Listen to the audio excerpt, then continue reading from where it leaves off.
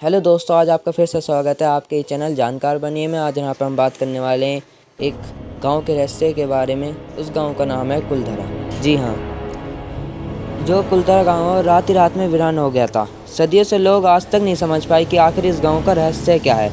कुलधरा गांव के वीरान होने को लेकर अजीब व गरीब रहस्य हैं, तो आइए जानते हैं। इस गाँव का रहस्य ये बात करीब 200 साल पहले, जब कुलधरा गाँव खंडन नहीं था बल्कि 84 गांव पालीवाल ब्राह्मणों से आबाद हुआ करता था। लेकिन फिर जैसे कुलधरा गांव को किसी की बुरी नज़र लग गई। वो शख्स था रियासत दीवान सालम सिंह, अय्याज दीवान सालम सिंह, जिसकी नज़र गांव की एक खूबसूरत लड़की पर पड़ गई थी। दीवान उस लड़की के पीछे इस कदर पागल था कि बुरी किसी तरह से उसे पा लेना चाहता था। उसने इसके लिए ब्राह्मणों पर दबाव बनाना शुरू कर दिया। हद तो वो तब हो गई जब उसने सत्ता के मद में चूर उस दीवान ने लड़की के घर संदेशा भिजवाया कि यदि अगले पूर्णमासी तक उसके लड़की की नहीं मिली तो वह गांव पर हमला करके लड़की को उठा ले जाएगा। दीवान और गांव वालों की ये लड़ाई अब एक कुंवारी लड़की के सम्मान की भी थी और गांव के आत्मसम्मान की भी थी।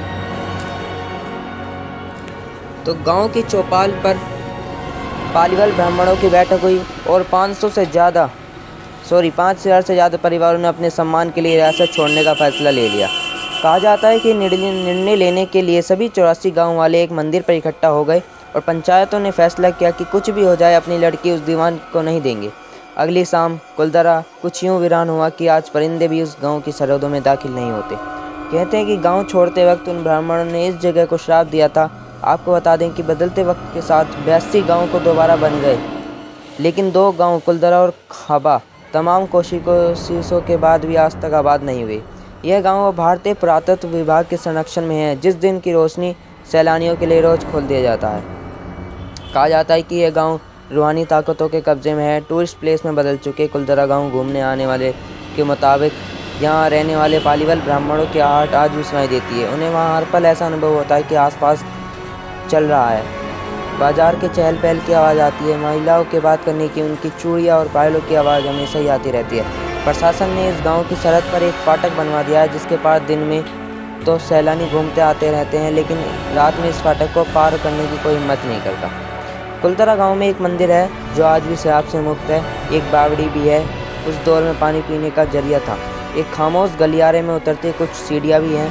कहते हैं कि शाम ढलने के बाद अक्सर यहाँ कुछ आवाज़ें सुनाई देती हैं। लोग मानते हैं कि वहाँ आज भी 18वीं सदी को वो दर्द है जिनसे पालीवाल ब्राह्मण गुजरते हैं।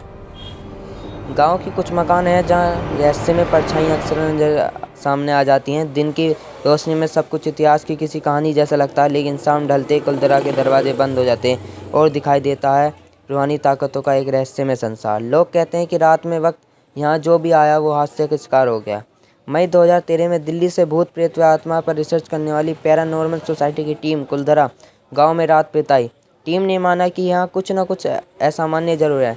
शाम के वक्त उनका ड्रोन कैमरा आसमान से गांव की तस्वीर ले रहा था, लेकिन उस बावड़ी के ऊपर आते ही वह कैमरा ने गोता लगाता हुआ ज़मीन पर आ गिरा, जैसे कोई था जिसे वो कैमरा मंजूर नहीं हो।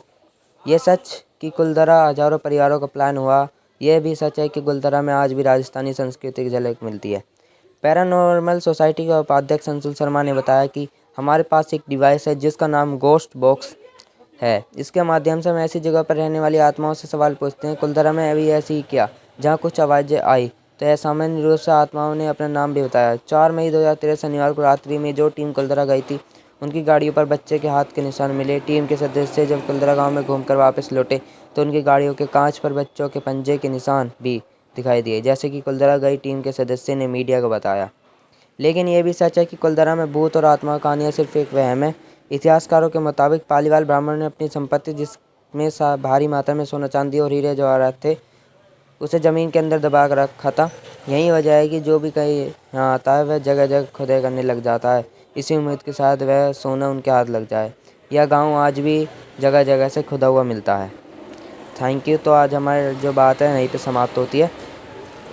अगर आपने चैनल को सब्सक्राइब नहीं करा है तो चैनल को सब्सक्राइब करें प्लीज़। वीडियो बनाने में बहुत मेहनत लगती है, आप सब देख भी सकते हैं। प्लीज़ चैनल को सब्सक्राइब करना ना भूलें और वीडियो